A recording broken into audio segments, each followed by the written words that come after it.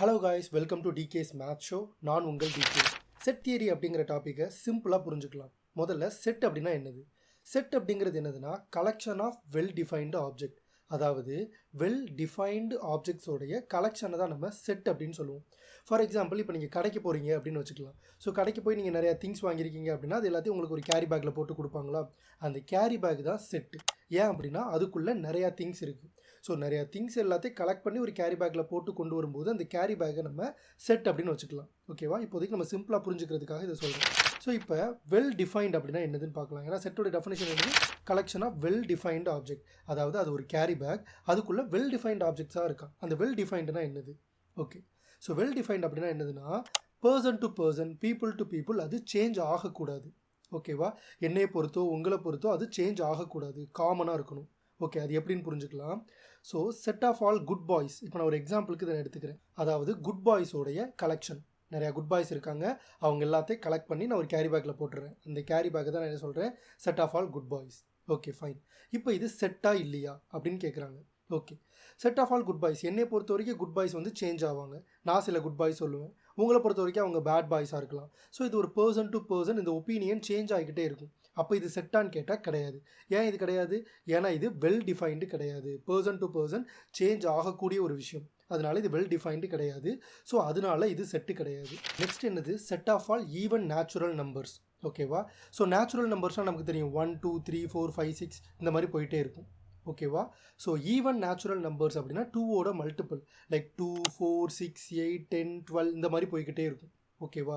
என்னையை பொறுத்த வரைக்கும் இது 2 4 6 8 10 போயிட்டே தான் இருக்கும். உங்களை பொறுத்த வரைக்கும் இது 2 4 6 8 10 அப்படின்னு போய்கிட்டே தான் இருக்கும். ஸோ இது பர்சன் டு பர்சன் சேஞ்ச் ஆகாத ஒரு விஷயம்.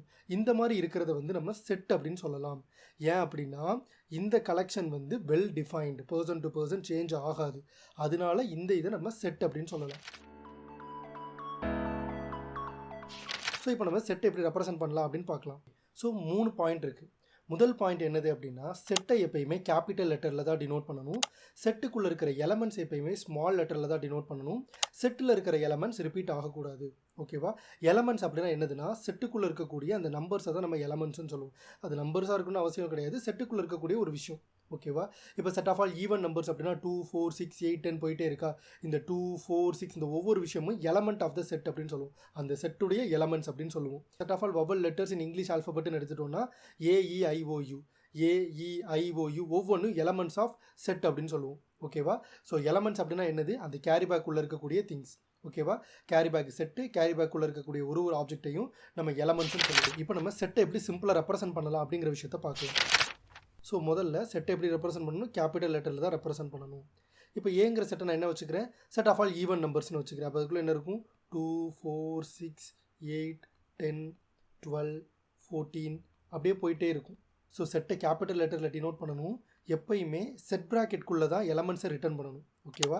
இந்த மாதிரி ப்ராக்கெட் போடுறோமா, இது என்ன சொல்லுவாங்கன்னா செட் ப்ராக்கெட் அப்படின்னு சொல்லுவாங்க. இந்த செட் ப்ராக்கெட் போட்டு இதுக்குள்ளே நம்ம என்ன எழுதினாலும் அது எல்லாமே ஏ அப்படிங்கிற இந்த செட்டுடைய எலமெண்ட்ஸ் அப்படின்னு அர்த்தம். இது எல்லாமே ஏ அப்படிங்கிற இந்த செட்டோடைய எலமெண்ட்ஸ். 2 4 6 8 10 12 14 இது எல்லாமே ஏங்கிற செட்டோடைய எலமெண்ட்ஸ். இதை நம்ம இந்த மாதிரி செட் ப்ராக்கெட்குள்ளே தான் ரெப்ரசென்ட் பண்ணணும். ஓகேவா? இப்போ பி நான் ஒரு செட் எடுத்துக்கிறேன். ஓகேவா? இதுக்குள்ளே என்ன இருக்குது? AEIOU. ஏங்கிற எலமெண்ட் பிங்கிற செட்டுக்குள்ளே இருக்குது, ஈங்கிற எலமெண்ட் பிங்கிற செட்டுக்குள்ளே இருக்குது, ஐங்கிற எலமெண்ட் பிங்கிற செட்டுக்குள்ளே இருக்குது. இதுதான் இதோட மீனிங். ஓகேவா? இப்போ நான் என்ன சொன்னேன்? மேலே இருக்கிற எக்ஸாம்பிள் வச்சு 2ங்கிற எலமெண்ட் ஏங்கிற செட்டில் இருக்குது, 4ங்கிற எலமெண்ட் ஏங்கிற செட்டில் இருக்குது. எப்படி இதை மேத்தமெட்டிக்கலாக எழுதணும்? நம்ம நோட்டில் வந்து 2ங்கிற எலமெண்ட் ஏங்கிற செட்டுக்குள்ளே இருக்குது, இவ்வளோ பெருசாக எழுதிட்டு இருக்க முடியாதுல்ல. ஸோ அதை எப்படி மேத்தமெட்டிக்கலாக எழுதுவாங்க அப்படின்னா பிலாங்ஸ் டு. ஓகேவா? இதோட சிம்பிள் என்னது அப்படின்னா இப்படி தான், இ மாதிரி இருக்கும். ஓகேவா? அல்லது சி போட்டு நடுவில் ஒரு கோடு போட்ட மாதிரி இருக்கும். 2 பிலாங்ஸ் டு ஏ அப்படின்னா என்ன அர்த்தம்? 2ங்கிற எலமெண்ட் ஏங்கிற செட்டுக்குள்ளே இருக்குது அப்படின்னு அர்த்தம். ஓகேவா? 4 பிலாங்ஸ் டு ஏ, 4ங்கிற எலமெண்ட் ஏங்கிற செட்டுக்குள்ளே இருக்குது. இப்போ இதுவே இந்த சைடு எடுத்துக்கிட்டீங்க அப்படின்னா இ பிலாங்ஸ் டு பி, ஈங்கிற எலமெண்ட் பிங்கிற செட்டுக்குள்ளே இருக்குது. ஐ பிலாங்ஸ் டு பி, ஐங்கிற எலமெண்ட் பிங்கிற செட்டுக்குள்ளே இருக்குது.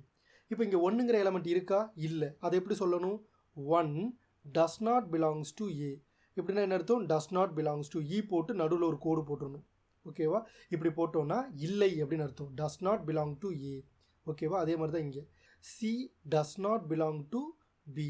சிங்கிற எலமெண்ட் பிங்கிற செட்டுக்குள்ளே இல்லை அப்படின்னு அர்த்தம். ஓகேவா? Okay, great. ஸோ இப்போ இந்த வீடியோவில் நம்ம என்ன பார்த்தோம் அப்படிங்கிறத ஒரு சின்ன சம்மரி மட்டும் பார்க்கலாம். ஸோ செட் அப்படிங்கிறது என்னது அப்படின்னா அது ஒரு collection of well defined object. ஓகேவா? நிறைய வெல் டிஃபைன்ட் ஆப்ஜெக்டோடைய கலெக்ஷன். செட்டுக்குள்ளே இருக்கக்கூடிய ஒரு என்டிட்டிஸை நம்ம என்ன சொல்லுவோம்? எலமெண்ட்ஸ் அப்படின்னு சொல்லுவோம், அல்லது ஆப்ஜெக்ட்ஸ் அப்படின்னு சொல்லிக்கலாம். ஓகேவா? எலமெண்ட்ஸை எப்பயுமே நம்ம ஸ்மால் லெட்டரில் தான் டினோட் பண்ணணும். செட்டை எப்பயுமே கேபிட்டல் லெட்டரில் தான் டினோட் பண்ணணும். செட்டுக்குள்ளே இருக்கிற எந்த ஒரு எலமெண்ட்டும் ரிப்பீட் ஆகக்கூடாது. ஓகேவா? ஏன்னு ஒரு செட் எடுத்துக்கிட்டோம்னா 1,2,3னா அப்படி தான் இருக்கணும். 1,1,2,3 அப்படி இருக்கக்கூடாது. ஓகேவா? அதுக்கப்புறமா நம்ம என்ன பார்த்தோம்னா செட்டை ஒரு கேரி பேக்கோட கம்பேர் பண்ணோம். செட் அப்படிங்கிறது என்னது? அதுக்குள்ளே நிறைய ஆப்ஜெக்ட்ஸ் இருக்குது. கேரி பேக்குங்கிறது என்னது? அதுக்குள்ளே நிறைய திங்ஸ் இருக்குது. ஸோ செட்டு கேரி பேக்காக இருந்தால் செட்டுக்குள்ளே இருக்க எலமெண்ட்ஸ் வந்து கேரி பேக்குள்ளே இருக்க திங்ஸாக இருக்கும். ஸோ இதை தான் இந்த வீடியோவில் பார்த்தோம். இந்த வீடியோ உங்களுக்கு புரியலை அப்படின்னா கமெண்ட் செக்ஷனில் உங்களுடைய டவுட்ஸ் எல்லாத்தையுமே கேளுங்க, நான் அது எல்லாத்தையுமே உங்களுக்கு எக்ஸ்பிளைன் பண்ணுறேன். ஸோ தேங்க்ஸ் ஃபார் வாட்சிங் திஸ் வீடியோ.